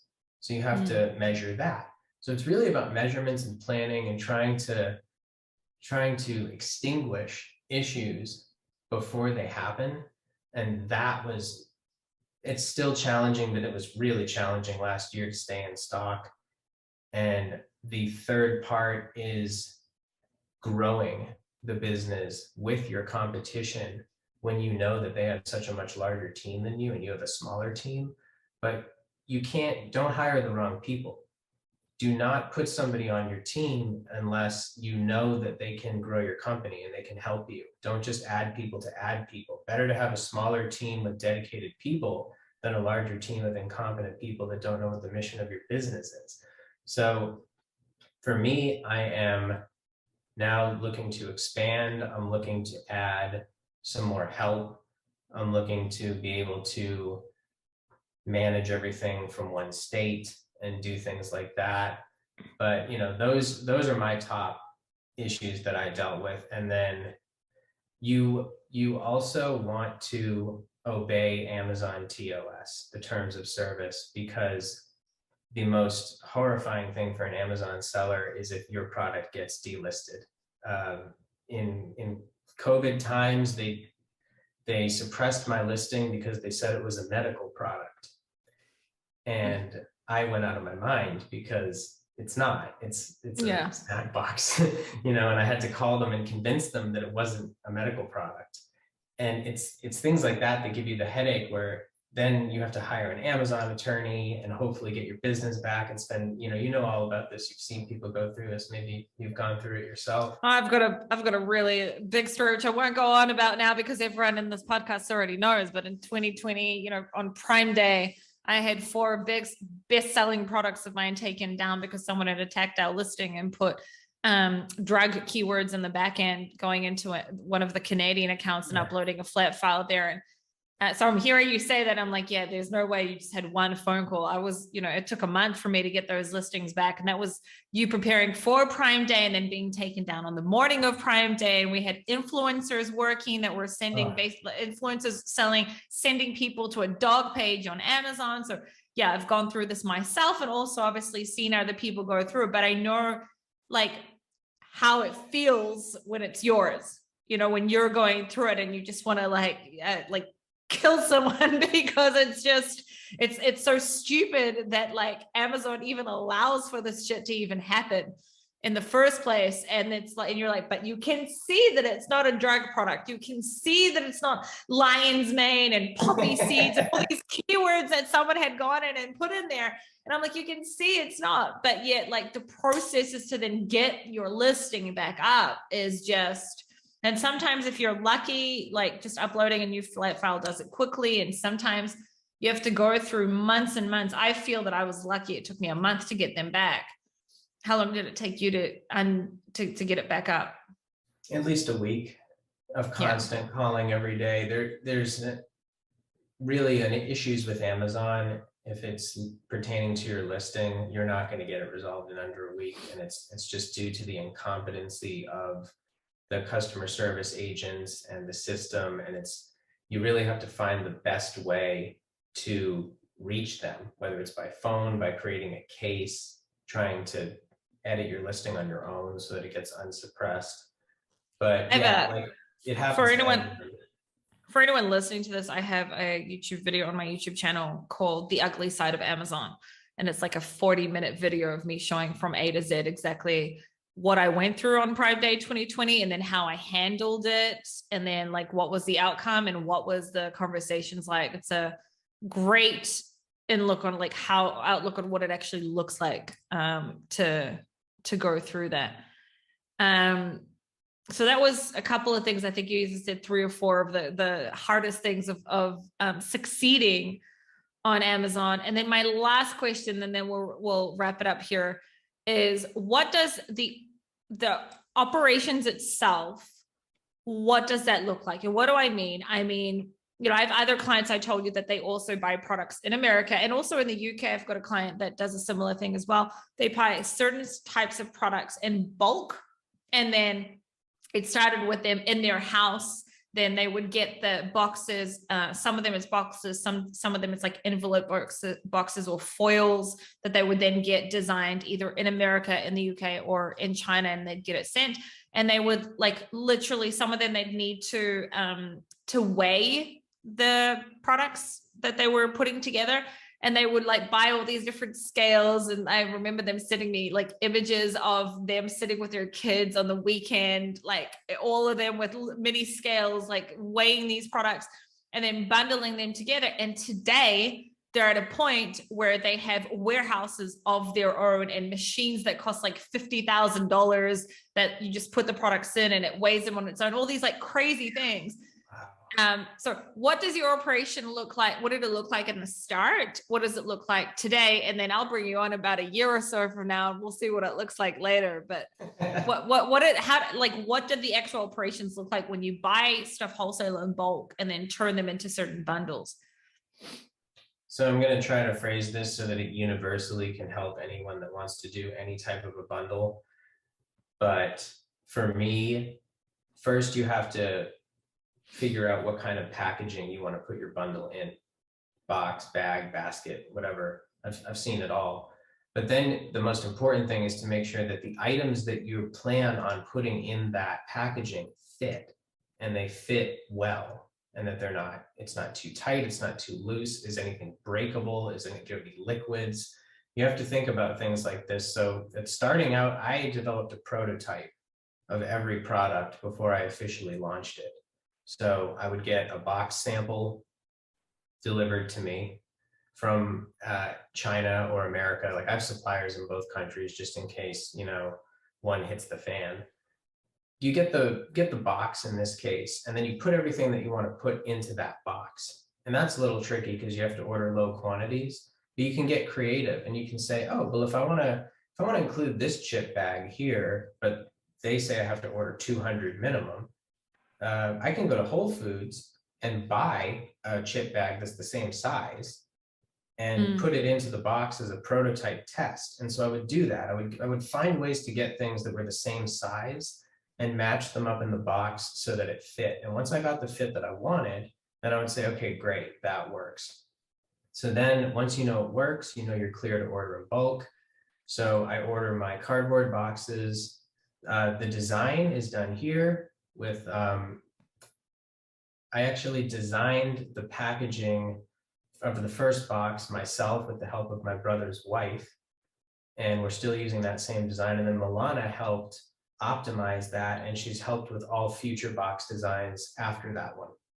So when you're ready to order in bulk, you have to order hundreds of units at the same time.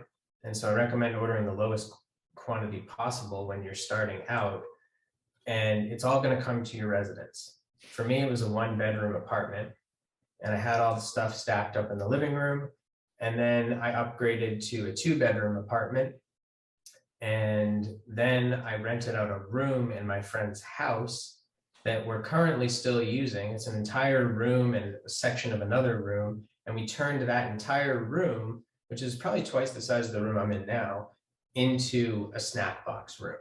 And we have shelves, and the snacks are in bins on the shelves, and it's in like a 20 by 20 room. And then there's closets in that room with cardboard boxes flat, stacked all the way up to the ceiling, thousands of them. And I have another room that mirrors that in this house that I live in right now. So I'm in a much bigger space now. So we have 2 snack rooms, and then another friend is on call to help if needed with a 3rd space that we can send to. That's what we're dealing with right now. But what happens is you order the cardboard boxes from China or America, and then you order the snacks from all your suppliers. There's a ton of space that's required for this. It takes up a lot of space. And then you have to imagine you need to open up these boxes, take the snacks out of the box that they're in, sort them, and then you have all this trash left over.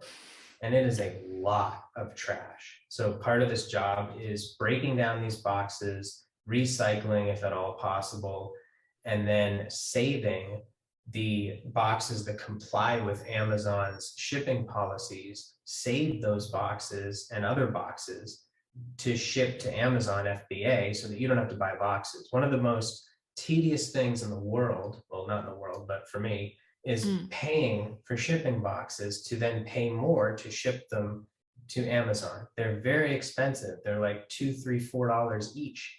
And if you can get them for free with your deliveries and get crafty, I send Amazon snacks with FBA. I send them snacks with popcorn, label boxes, Costco. You can do anything. It's just about saving money. So then what I do is I take the boxes that are fully assembled and I neatly line them into shipping boxes. And then I use Amazon's UPS shipping discount because it's fantastic. I can't even come close to competing with that for me. Pallet is better. We're going to be doing pallets next year for the first time, which is going to be fun. That saves even more money on shipping. But essentially then what you have is you're slapping the UPS labels on these boxes that you've then packed up and taped up, and they're stacked outside your front door. And then what I do is I schedule a UPS pickup to come by and just pick these boxes up and send them to Amazon. And I've been talking to other people about it on how to send stuff easily from your home, because the most tedious thing is putting these boxes in your car and driving to the post office or UPS every single day. You don't need to do that. For a couple dollars, you can schedule a UPS pickup. They will come to your house. I have sent hundreds of boxes in one shipment. These guys come, sometimes they get a little mad because it's like a giant stack of boxes, but throw them a snack box, throw them a gift card, throw them some cash. I've done it all, as a thank you. Help the people that help you make money. They're just like your customers. They're good, hardworking people. If you get them in your corner, they will love you. If you don't treat them well, they could damage your shipments and stuff like that. So you want to make sure you keep these people happy. But this business requires a lot of storage. It requires a lot of space. There's a lot of work, unpacking snacks, breaking down trash, shipping out inventory, taking in more inventory. It's not a good setup to do this from an apartment or a house. You really want a commercial warehouse space with a loading dock and things that just make it easier to receive large quantities of shipment. But that's however, you did do this originally for like 2 years almost, if you'd from an apartment and then from a larger apartment. And then, so for the people that may be hearing this and be like, well, I don't have money right now to go and get a commercial warehouse, it's something that you can work towards, right? Because it's like I said with this other client that I have that like buys these gardening products in bulk and then puts them together. It all started in their house.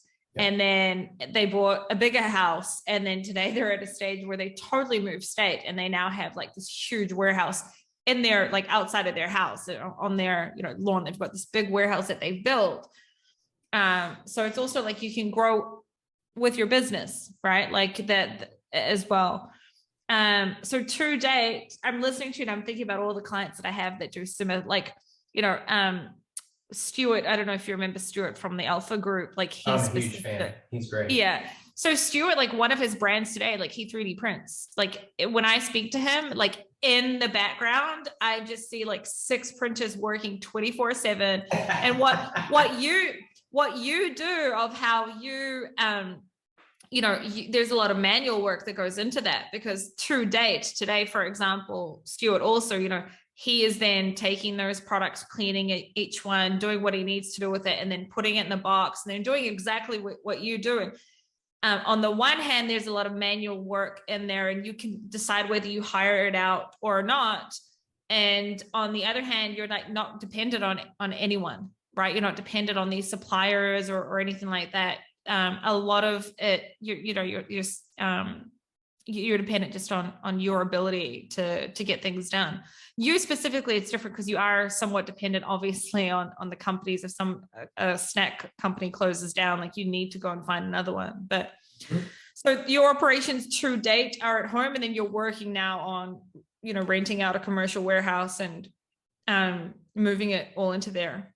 But that just shows, like, that's inspirational. It just shows that, like, anyone could start doing something, and not specifically, like, I encourage people to think outside the box. It doesn't have to be snacks. Obviously, snacks is one thing. There are many, many things that, you can buy wholesale and turn them into, like, gift boxes or bundles to, convenience side of things. Like, for example, I'm just going to make something up, like a gift box for people in hospital, and then different types of, like, whatever, like word puzzles plus, like, snacks plus other things that they may need, and putting that together. Not everything has to necessarily be private label. You can actually reach out wholesale and get, well-known brands into that, obviously, that agree. And that's why I thought that this was going to be a really great conversation. This is the longest interview I've ever done, just because I enjoyed every minute of it. And I was listening to you, and, like, all these questions kept popping up. And I was so, like, there were certain things that are so relatable to things I've gone through, even though beauty and consumables, like, it's different. Still, like, there are certain things that you've gone through that we've gone through. And I'm like, oh, I know exactly how that, that feels as well. So Nick, is there, before we wrap it up, is there anything else that you'd like to tell the people, or that it's important for you to get out there? Well, I actually want to just, I don't know if it's a gift or a recommendation, but anyone that's still listening right now, I want to give a couple options to explore. If anybody is just ready to go with this idea, I want to actually drop a couple gems here of things that you could explore and maybe try. And the reason why I'm going to put this out there is because I actually believe that it could work, but I'll never do it, because I have so many things to do within my own niche that there's so many product ideas in my head that I don't want to do that. My goal is not to become a billionaire or worth 100 million. I have other goals. But being self-sufficient and not having to go to a 9-to-5 was one of my goals. So if you want to check out some ideas, you could entertain the idea of exploring a sports team box. You have to be careful when it comes to selling branded merchandise, especially from sports and stuff like that. So that might, now that I'm thinking about it, that might not be the best option, but you could get creative with it and put things in there that aren't actually, like, branded by the NFL, and maybe it's just like a football player's box. Another one is you could go the religious route. At the beginning, I was talking about a Christian subscription box. This thing got massive amounts of traction I'm actually surprised, on the site that I'm on. What's to say that somebody can't just develop their own assortment for various religions that have helped them explore that path down the road and put it into a nice box? There's people exploring different religions all the time. There's, if you're out of the US and you live in a country that specializes in, like, say you're in Italy and you have access to their coffee or their bags of cookies or something that's prominent in Italy, you can try to get a distributor to sell that in America, and you can go that route. There's plenty of people that sell international snack boxes where they get stuff from all over the world. Those are really popular. So if you just actually sit on the idea of boxes, gift baskets, and goodie bags, you can come up with a lot. Like, I highly recommend brainstorming a list if you want to get going, and then search on Amazon and see if things are like that are already selling? Or if they're not, are the single products themselves selling a lot? Things like that to explore. But it's very easy to focus on the struggles that Amazon sellers face. And it's kind of like that feeling before you jump in a cold pool where, oh, I don't want that to happen to me. I hope that doesn't happen to me because it's going to be horrifying. I'm here to tell you that it's going to happen to you. It happens to everybody. And I say that with the utmost of love and respect, because it's not something that should be feared. It's a problem like any other problem that you might run into in your life. And staying away from the Amazon selling experience, I don't think it's the right thing to do if that scares you, because you're going to encounter same problems at your current jobs, at your 9-to-5s, dealing with your boss, dealing with deadlines, expectations, things like that. So you can't avoid the problems, but what you can do is know that the problem that you're going through now as an Amazon seller is much better because you're living a free life. You're on track to living the life that you want to live, and a life free of problems, it doesn't really exist. It's going to happen. Yeah. But what you want to do is balance it out by saying, okay, I just went through hell with this, but I'm grateful that I don't have to get up at 6 a.m. and iron a white shirt and go do the breakfast shift for $40 a day. And that, when you put that into perspective, it's incredible. I just highly recommend crafting good habits, keeping your goals high. You can do anything that you can imagine, and just go for it. Go for it. Nick, thank you so much for your time. Again, I really, really appreciate it. Thank you to the listeners and everyone that watched this. And I'll see you all in the next video.